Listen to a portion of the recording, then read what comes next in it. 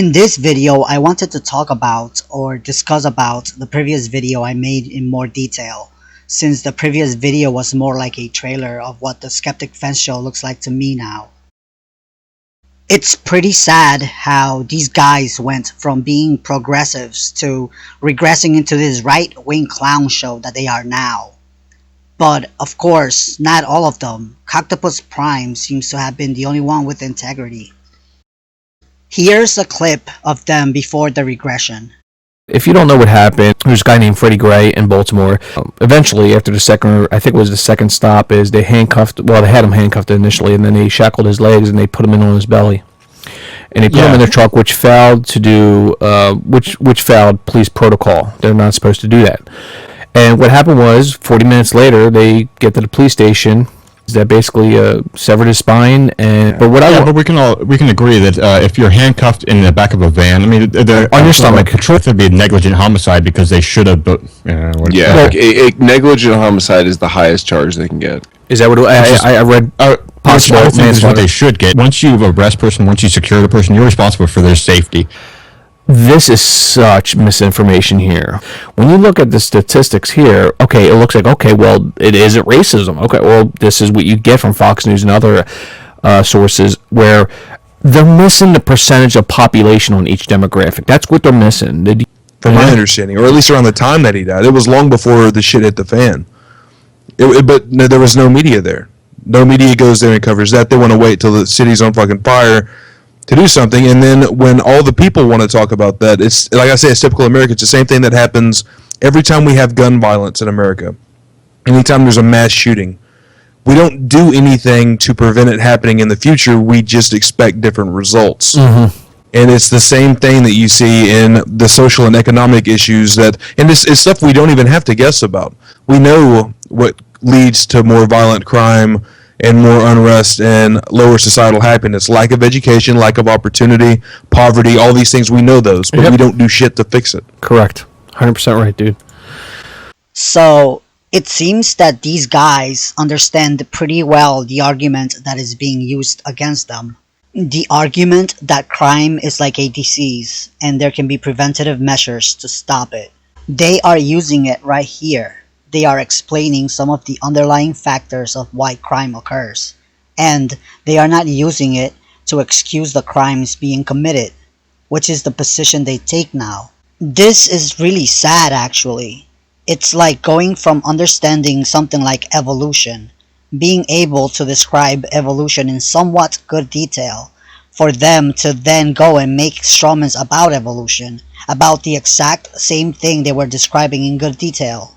They go from understanding and describing some of the underlying factors for crime to creating a strawman that these factors are excuses, and if you talk about them, you are condoning the crime. You wouldn't expect a type of regression like this. Are they being disingenuous? Who knows? Anyway, the next video is how AIU, the source of all this regression, covers the same incident. Well, Freddie Gray is dead, and we've lost a real asset to our community. Now, let's get real for a split second here. Freddie Gray was a total fucking disgrace. A career criminal. So let me just start by saying, fuck you, Freddie Gray. Let's look at what he was arrested for. This is what he was caught for.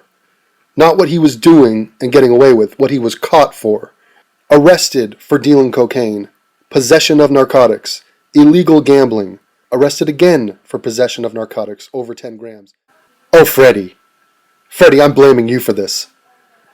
I'm sorry. Typical case of blaming the victim. People like this can't seem to differentiate the past actions of the people being arrested with the bad actions performed by the cops. That the bad actions performed by the cops are somehow justified because of Freddie's past actions. And since when has there been a law that says that after X number of convictions, you will be executed on the spot without a trial? Because this is what AIU seems to be saying here. Freddie has too many convictions, the cops killed him, but AIU is blaming Freddie. But you know what, people? This is not about Freddie Gray. It's not really about what happened in the backseat of that van. It's not about Baltimore. It's not really about poverty. It's about race. It's about white people, folks. It's about fuck white people. Because in today's GOP, there's only one correct answer in a discussion about racism, and that is, there is no racism in America anymore. Except reverse racism against whites. That shit is real. You know, like the rapture. So, these are the points that this intellectual giant brings to the table.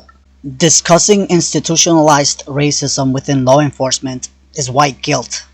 It means you are excusing crime.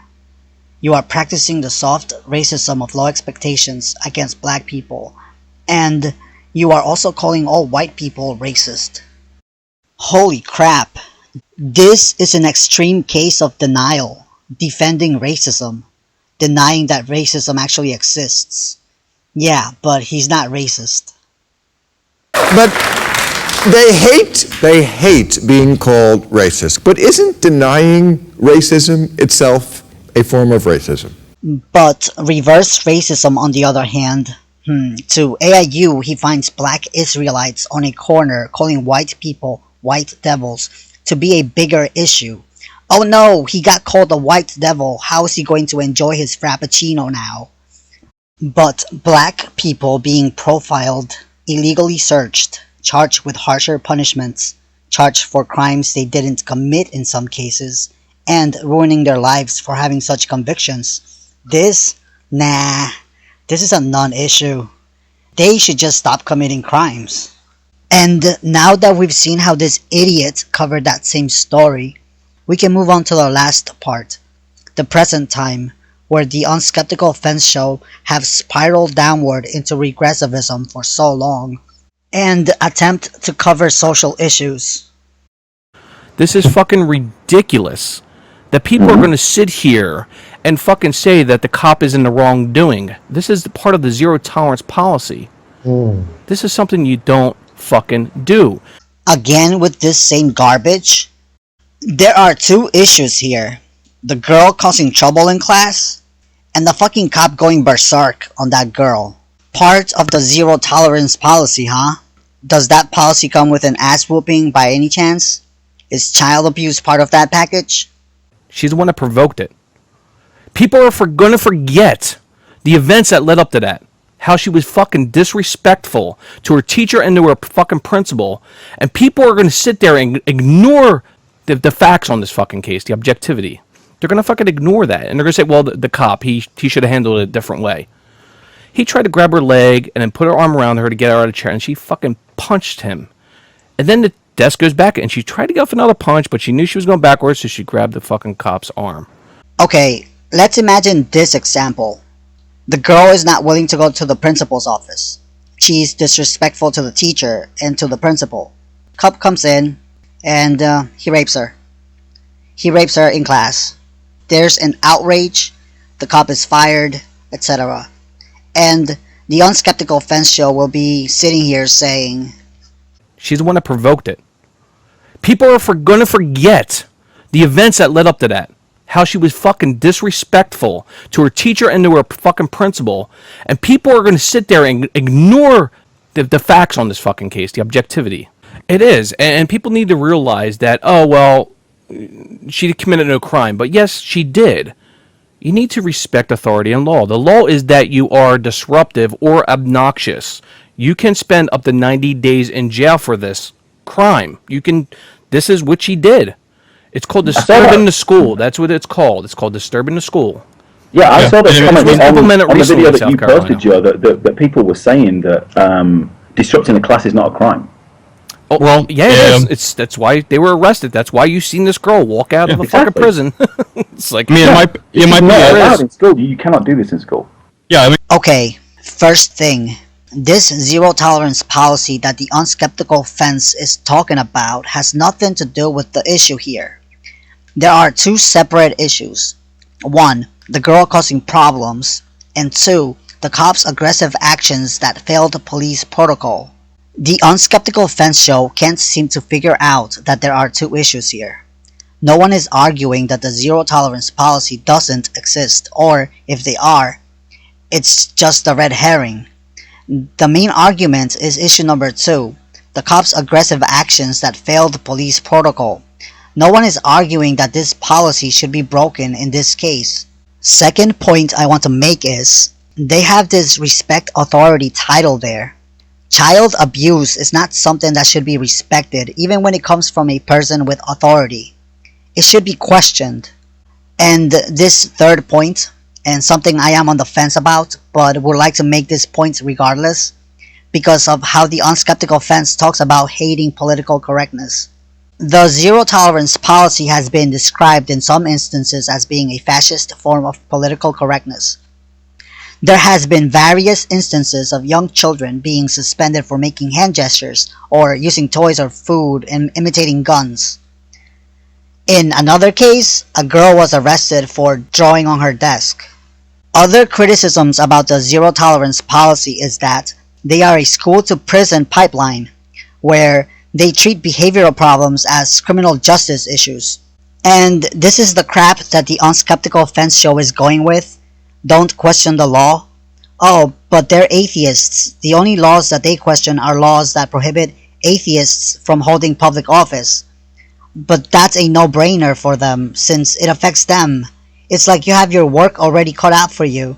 This doesn't make you a skeptic. And this is obvious. This is probably a bad result of the zero tolerance shit. But they put stuff in there. They put where you go to jail for if you disrupt, or you go to you go for a little bit of time if you disrupt class. They do that because of supposedly how bad it was in there, and trying to make the school a better place for people to learn. So unfortunately, maybe it gets to some students who aren't willing or aren't warranting that type of punishment, but at the same time you have her sitting there refusing the teacher, refusing the administrator, and then refusing the cop who is going to use force, because that's what cops are there to do. And yeah, four times he addressed her.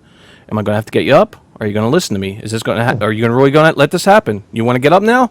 4 fucking times. 4 times. And what is it with these regressives defending cops blindly?